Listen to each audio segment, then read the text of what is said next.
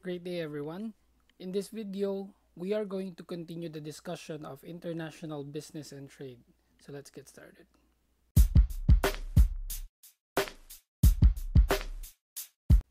So for chapter 3, we will be covering the first two topics because this is a little bit long. We will only cover social and cultural environment as well as technological environment in this chapter. I want you to look at it in the perspective of someone who is going to start or put up a business internationally. So ang tingin natin dito is that tayo yung company and we are going to put up a business or we are trying to expand internationally. Along with that, we need to understand some environments or business environments that will play a huge role or factor in the success of our business. The first of the business environments or factors would be what you call as the social and cultural environment.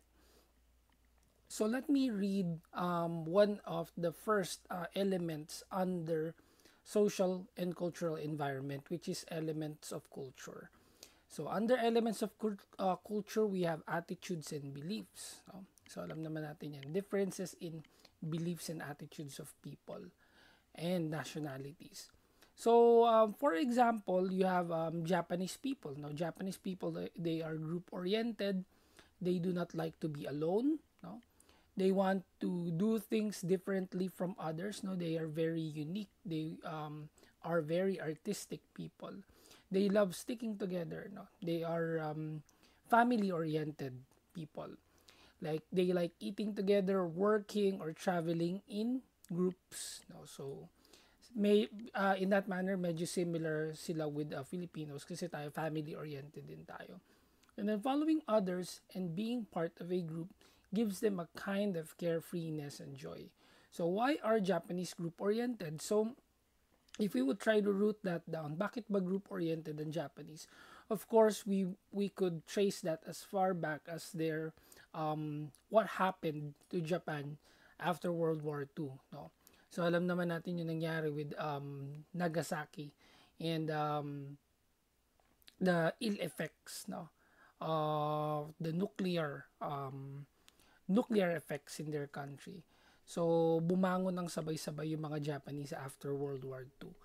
And in that event, no, it has solidified or it has strengthened their one of their core beliefs, which is to stick together, no, kasi they value their families. There was a time wherein families were broken, families were lost because of war.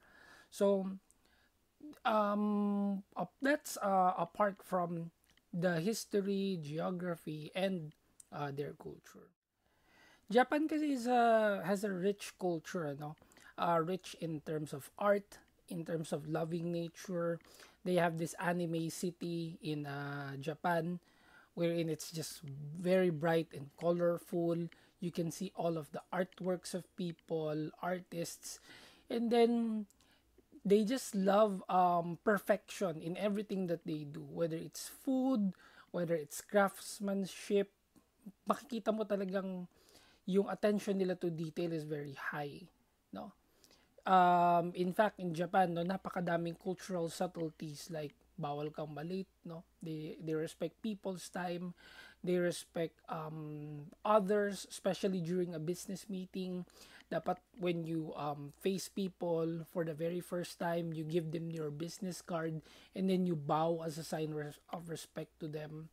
Others go to the extent of even giving gifts, no, to their business partners. And then you eat out in luxurious restaurants, no, like sushi, five-star restaurants. All of those things, no, are um, some of the things na kailangan alam mo if you are planning to venture into Japan, ano. If you wanted to expand internationally, dapat alam mo yung mga bagay na yan. This brings us to a very important aspect of culture, which is a punctuality. No, behavior towards respecting people's times, respecting deadlines, the amount of time you spent, no, in work. Kaya nga sa Japan, again, they are very punctual. No? Pag sinabi mo, let's say, 8 o'clock, dapat at least an hour, nandun na kagad sila. No? There are certain cultures that are very relaxed when it comes to time. One example would be Philippines, no?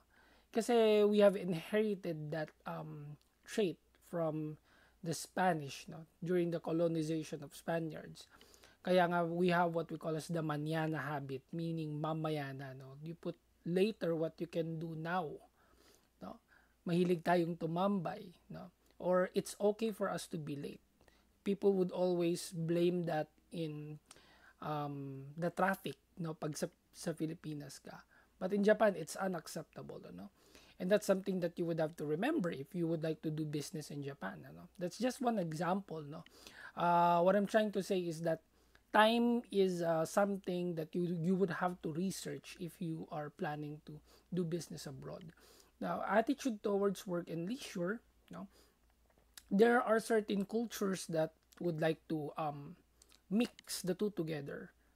Whereas some countries, like for example, Japan and China, pag sinabi mong work, dapat work talaga, no? Whereas other Western countries, no, they try to mix the two together. And then these attitudes affects the types, qualities, and numbers of individuals. They think na mixing leisure with work can affect the productivity of the person. Again, we're not saying that's wrong, and I'm not saying that's 100% right, because actually Google is doing it. You know, if you would look in Google's workplace, it's very dynamic. It's very different, unique. No, so they have their own cafeterias. Tapos meron silang areas wherein people could just relax, play. Wherein parang hindi siya common, if you would go to other nations. In the Philippines, it's slowly being adopted kasi BPOs, are of Western orientation. Kaya makikita mo, if you go to BPOs or call centers nowadays, gamified din yung kanilang settings. When I worked in Telstra, there is a specific area where you could just play Xbox, PlayStation, billiards, etc. So people are being pampered. It's because that is a culture that we have inherited from Western countries. So again, that is subjective depending on the country you are in. Still under social and cultural environment is people's attitude towards change. So change, which is in general, of course, when you are running a business, you would be dealing with people, and these people might be coming from different nationalities. And then iba-iba yung perception ng tao for change. Like for example, a death in the family, may namatay, or someone is going through depression, or someone is going through just plain a difficult time on their life. That is an example of change. So yung mga changes na yun, iba-iba kasi yung reception ng tao, or iba-iba yung recovery time. Some cultures would be okay with working kahit na may death sa family, kahit na may patay sa kanila. Whereas sa Pilipinas, kasi if somebody dies, kahit nga hindi immediate family member, let's say pinsan ng pinsan ko, o di kaya malayo na siya na relative, anak ng tiyahin mo or kung ano man, we take it as a bereavement leave. Dapat mag-bereavement leave ka, wherein in some cultures it's not a valid reason. It's going to be a hindrance in your work. So iba-iba kasi yan eh. Iba-iba yung attitude of people towards change. So dapat mong isipin yun, or dapat nating alalahanin yun, or take into consideration if we are going to start a business. Also, when you are implementing a change, like for example, okay, there will be changes in how you will be paying your overtime. Some cultures would just be open and accept it. Hindi sila masyado magre-rebel. Whereas, for example, in the Philippines, pag sinabi mo yung minor changes pa lang na ganun, mag-deflect kagad yung tao, magre-reklamo kagad sila. Parang hindi, that's not easy. So, whenever you are going to implement a change, dapat gradual, right? Dapat dahan-dahan. Kasi, pagka-abrupt yung change, biglaan, people would be complaining or people would not embrace those types of changes. And then attitude towards job. Okay. Final, under social and cultural environment. So, the type of job that is considered most desirable or prestigious varies greatly according to different cultures. So, iba-iba yan. Ano? Um, sa Japan, no, we're using Japan kasi yun yung nagamit natin kanina. Uh, they respect whatever path you have chosen or whatever specialization you have chosen. Whereas there are countries like for example Filipinos, parang sa atin kailangan you are working a white collar job, no? You're doing a white collar job. Dapat nasa opisina ka or dapat nasa isang malaking kumpanya ka before you can be considered as successful, where that's not the case, ano? Again, those are cultural subtleties, no? So cultural differences. There will be countries where in medical and legal professions are considered extremely prestigious. And like for example, in the United States, civil service is considered the most prestigious occupation. Sorry, in countries, developing countries like India, which is true, no? Sa atin parang uh, marami ang nangangarap na maging politician, no? Everybody wants to become a, a politician, not mainly to serve people but because they know that when you are a politician yayaman ka or dadami yung pera mo, no? Whereas for other countries hindi ganoon, no? That's not the case. So it varies from culture to culture. And then one example is in China, wherein they have this Confucian philosophy, or a philosophy from Confucius, which is what you call Chiku. Chiku is the act of persisting through hardship.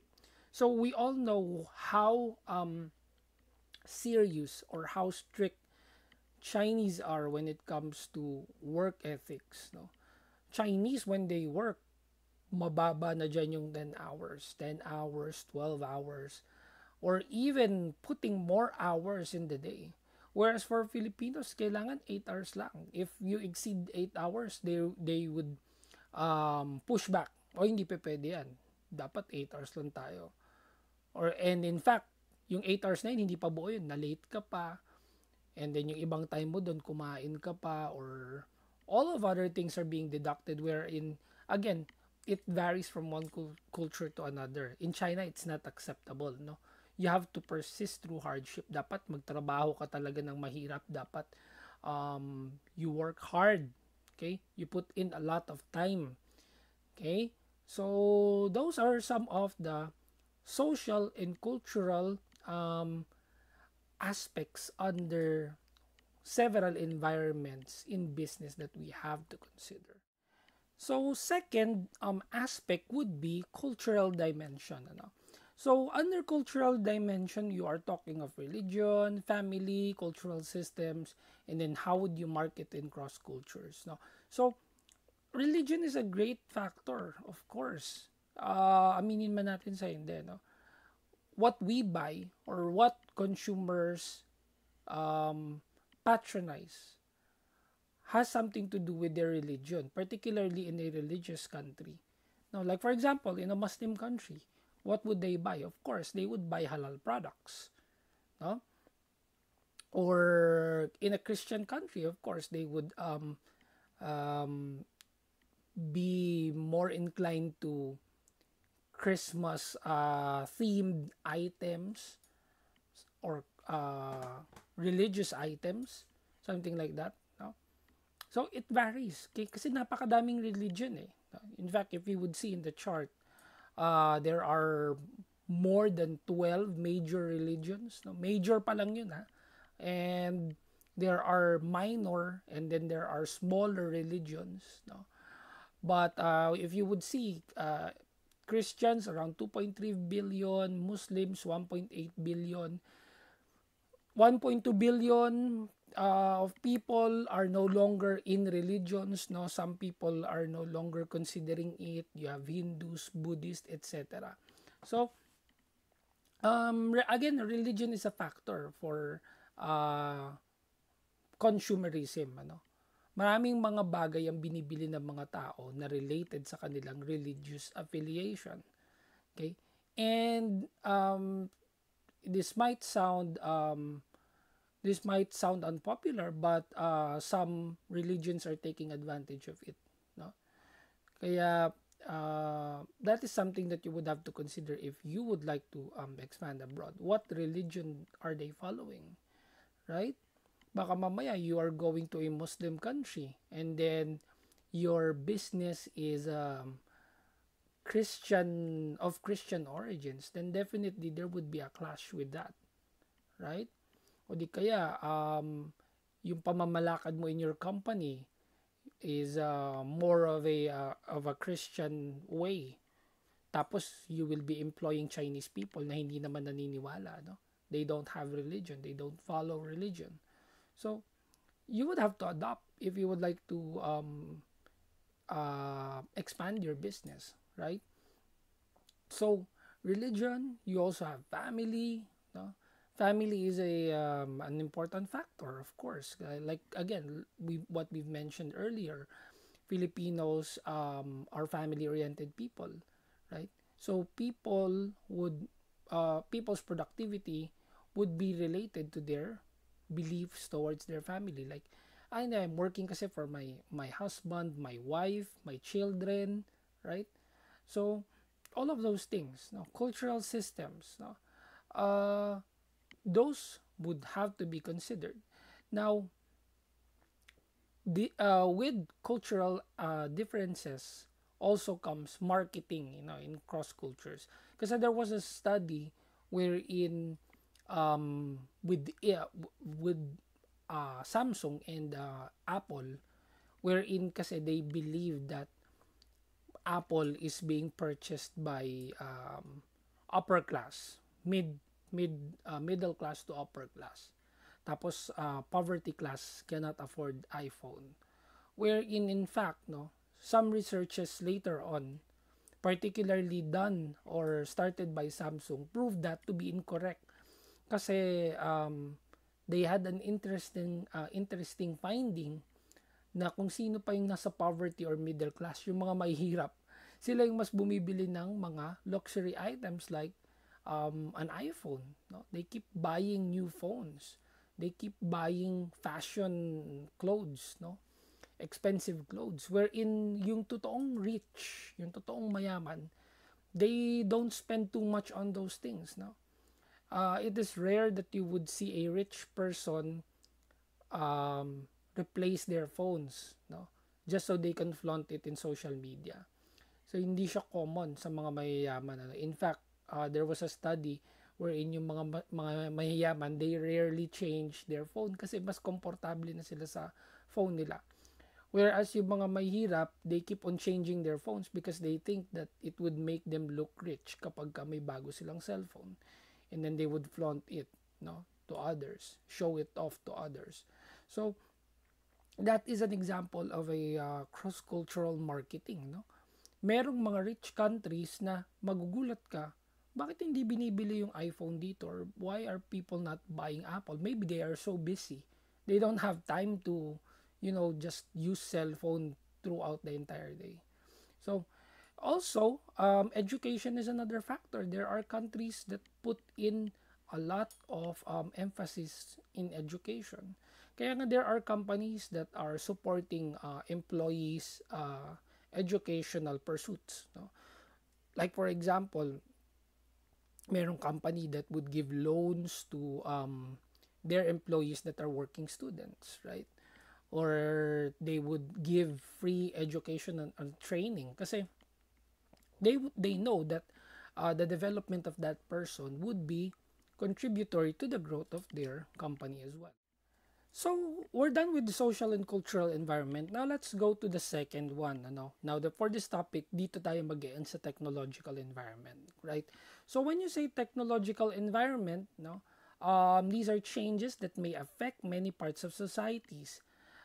These effects occur primarily through new products, processes, materials, technological segments that includes the institution and activities involved with creating new knowledge, yeah, translating knowledge into new outputs, products, processes, and materials. Of course, it is true that when a country's technological capacity is high, they are very much improved, no, the economics would follow. No? Mas magiging productive sila. Under technological environment, you have internet, you have modems, high-speed digital stream, and satellite imaging. So, of course, internet is a huge factor because if you would notice, no, the speed of the internet is a factor towards productivity. Pag mabagal yung internet mo, there's less that you can do. And sadly, Philippines ranks the lowest in Southeast Asia in terms of overall speed. I'm not sure with the most recent data. And this study came from UCLA. No, yung UCLA yung ginagamit natin for speed testing. So of course, Singapore mataas yan, Japan mataas din, no? So it's pretty much common to them, ano, to have that fast internet speed. So going back, that's just one, ano, yung modems, no, yung mga quality of hardware that we are using. High speed digital stream, ano, diyan na may measure yan, ano, how fast can you watch a video. And then satellite imaging, ano. In fact, there's one documentary done by BBC. I would like for you to watch it, ano. After this, pwede niyo siyang panoorin sa YouTube. Ayan. I-type nyo lang yan, no? In your face, China's AI seeing state, ano. This is a technology by China wherein, ano, it monitors and grades their people. What does it mean by that, no? Yung technology ng China, kaya niyang i-monitor lahat ng ginagawa ng kanyang mga tao. And it's very creepy, na nakakatakot siya. It's scary, it's creepy. Because if you would watch in that documentary, no, kahit saan ka pumunta, the Chinese government can monitor you and know what you are doing. Okay? In fact, there was one part in that documentary wherein, for example, nag-jaywalk ka, no? Hindi ka huhulihin agad ng police, but you will receive in your cellphone the penalty na kailangan mong bayaran. Paano nila nalaman na nag-jaywalk ka? Because you were captured by the satellite imagery of China, no? Ganun katindi yung kanilang facial recognition system, satellite imaging. So alam nila lahat ng activities mo, whatever you are doing. Okay, ganun katindi ang technology ng China. And for some, especially other countries outside Asia, they are bothered by what China is doing, okay? Because it also is some sort of an invasion in people's privacy. But that's how the Chinese government controls their people, and people are okay with it. They're fine with it. Parang yung cellphone nila, their identity in their phones is their national ID, no? So that is already a technology that is being explored by a certain country. Who knows, that may also happen to us in the future. Okay, so that's an environment that you would have to understand, no, if you are running a business. So that's it for my discussion, no, for this video, ano. So I hope you have learned something. Please follow me on all the social media platforms I'm in. Thank you so much, and to God be all the glory. Till our next video.